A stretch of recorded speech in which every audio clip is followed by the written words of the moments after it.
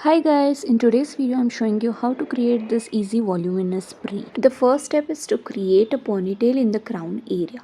For the second step, take small sections of hair from both sides, pull them back and secure them with a elastic. Once done, gently pull the sides of each strand to give it a puffy look. Now let's repeat the step.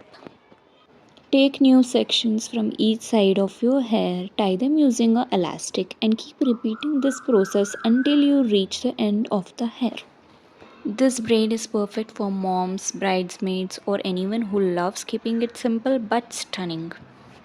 You can accessorize this braid in various ways. You can opt for flowers, either real or artificial ones, or opt for pearls, butterflies, or anything else of your choice.